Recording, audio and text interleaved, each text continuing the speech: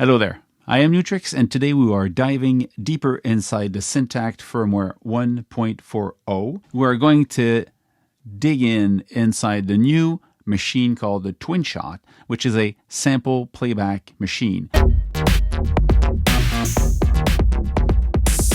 I know, like most people, when you are a Syntakt user and you're told that now you can play samples, it's kind of surprising to say the least, because there's already sample dedicated device that Electron has. So I thought it was a zone that they would never go into. They just added inside the firmware 1.40. Today I'm just going to talk about that one, about the TwinShot, not the rest of the new features. There's a lot of really cool features that we have to talk about, but today let's focus on the TwinShot. The TwinShot is a sample playback. It cannot record samples. The samples are 44.1 kilohertz, 16 bits monophonic. They're monophonic. You have 64 slots to save them or to load them, depending on how you look at it.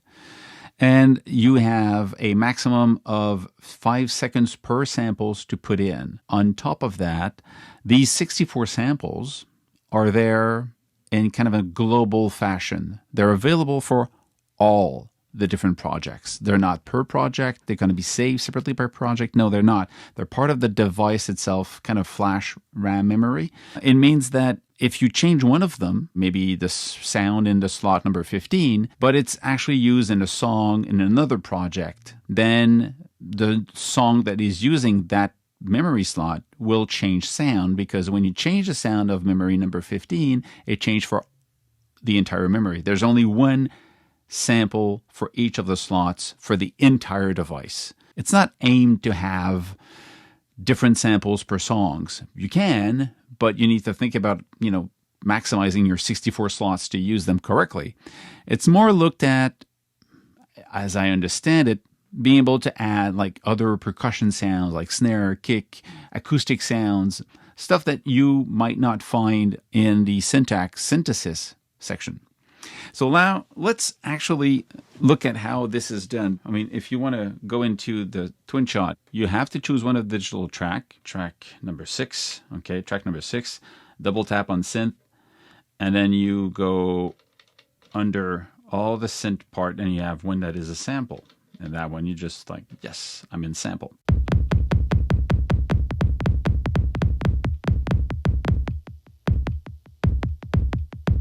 You have two sounds, sample 1 and sample 2. The first line is just for sample 1. So you get in detune the first one. Okay, and then detune the second one.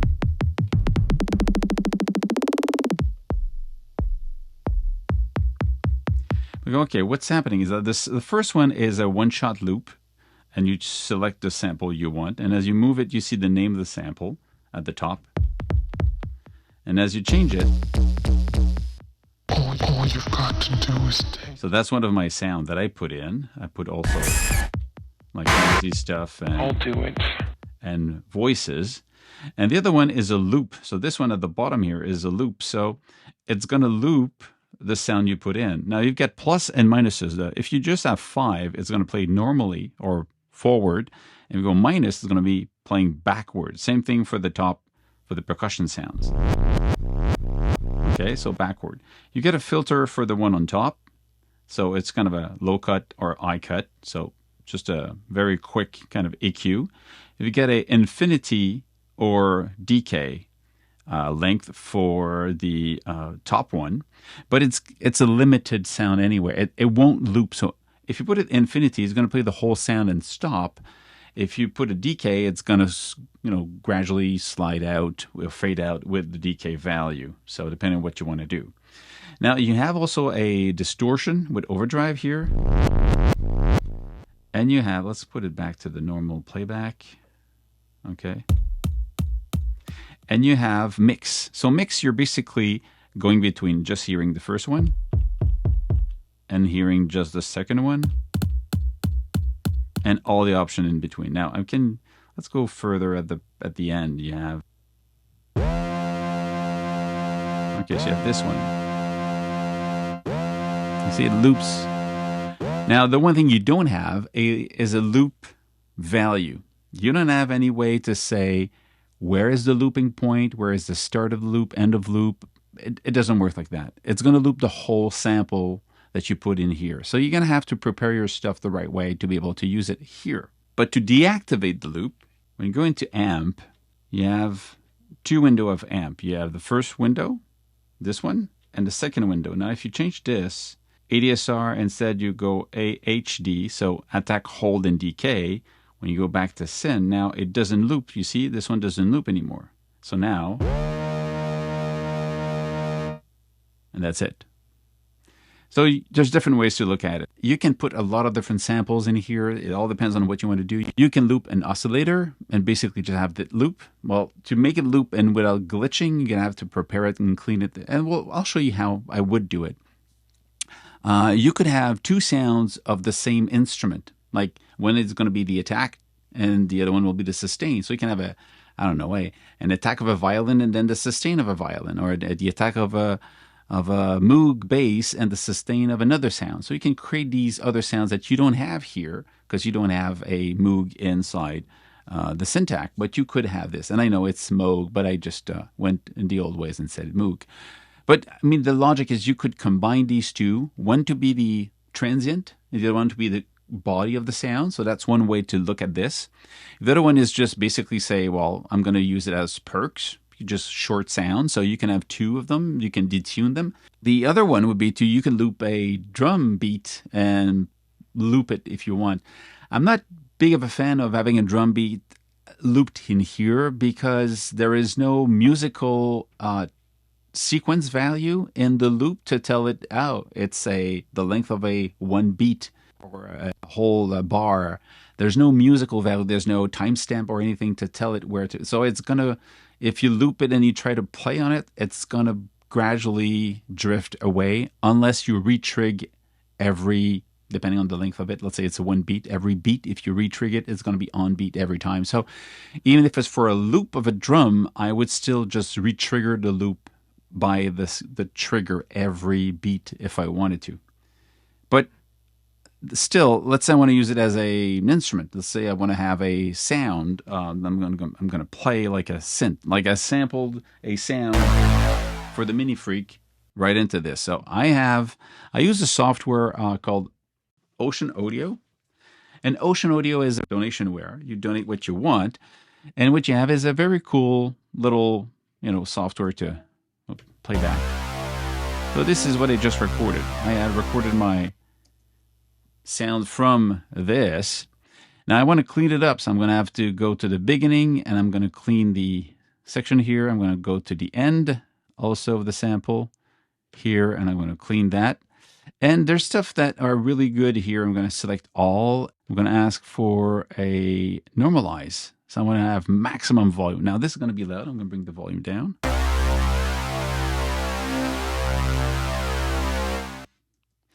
So what I want to find now, knowing that in the Syntakt, if I want to loop it, I have to find the whole thing. This has to be the whole thing that's going to loop. If I do it like this, I'm going to hear, let's say, can I do a loop here? Because there's no loop section in here. So I'm going to take that sound, I'm going to save it. Wave box.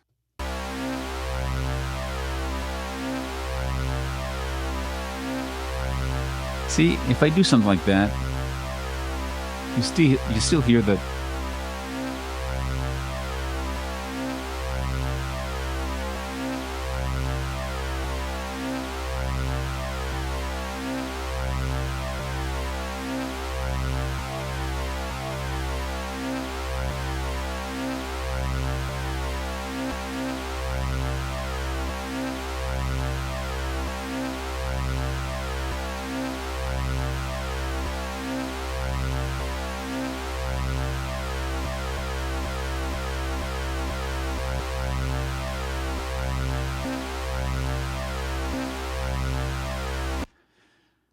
So that's the hard part. So there's no, it's not going to be easy to do the sample looping on something that changes too much. This is an example of try to figure out where you do it. You're going to hear that tone. You need to find a place where the sound really is static. Let's try this again. It's going to be mono. Okay.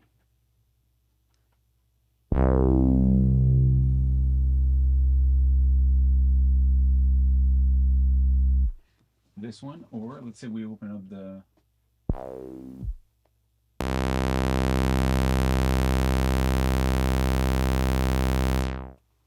Now, this is going to be a lot more easy to loop because now I could say, I just want a section. You see, when you look at it, you see that here,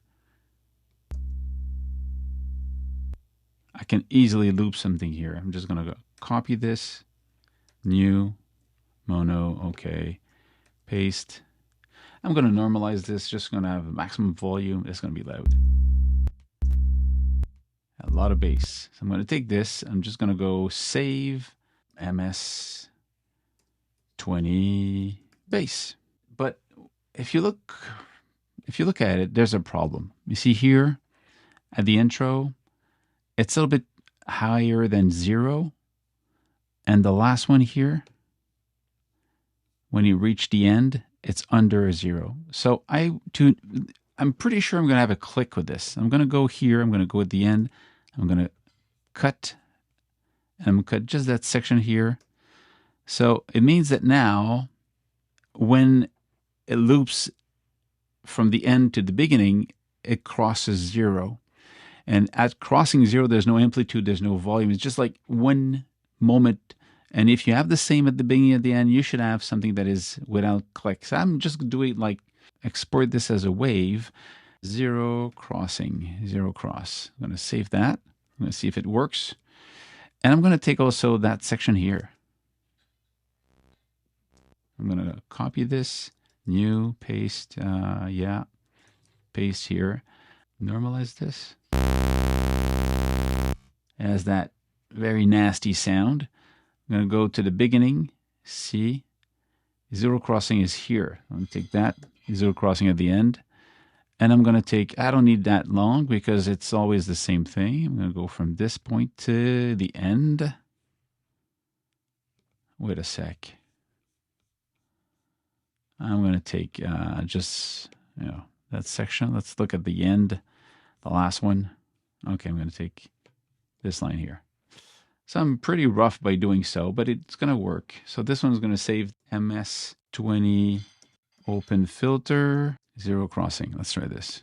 So I'm going to do what we have to do to transfer. I'm going to open the app called Transfer. Transfer, I'm going to go connect. So it's connected to the Syntakt. Wait for it to work. Projects, sounds, samples. So I've got all these sounds. So I'm going to go at the end in 40. Let's say we start at 40. So I'm going to get this one. I'm going to clear this one. Delete this one, yeah. Delete this one, yeah. So I'm going to take the bass crossfade. I'm going to take the bass without the crossover, the open bass, and I'm going to delete this one, yeah. I'm going to download the freak. Does it work? You see, okay, it's doing it. It works. I'm going to have to turn this off now and turn it back on so it loads the new samples in it. Let's try this, see how it sounds.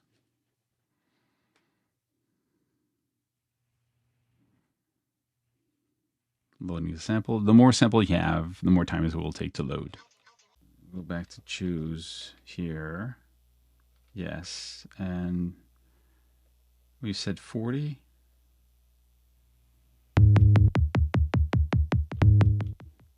Yeah, take this for 40. Because the other one is just looping. And then if we listen to this second one.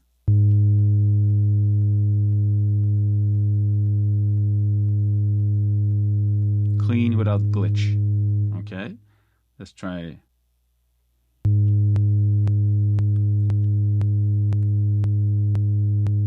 That's the crossover. So that crossover is super important to cut at the right moment where it's actually crossing 0 so there's no energy. So you want it like at the end it's going down and at the beginning going up, and then, or the other way around, doesn't really matter, but it has to be the same movement. Because right now it gets to the end, it's not crossing 0, and it jumps to another point, and that's the that we hear. Okay, let's try that for the next one. 0 crossing. So cutting at the right place is crucial, not to have a glitch, a click. We didn't really cut this one right. So that's the logic. Very important if you want to be able to use them for sustained sound. Don't forget that you have to go into amp, second page, and turn this one into ADSR to have access to the loop. But if you want the loop to sound good, you have to prepare it correctly in your favorite digital audio editor. That's it for the TwinShot machine and how to prepare a sample for it. I hope this answers some of the question. If you have more questions, put them below. I'm working on other video about the firmware 1.40. If you have any question about the latest firmware, put them below and I'll work on it as I'm working on these new videos. That's it. Stay safe. Make more music. Cheers.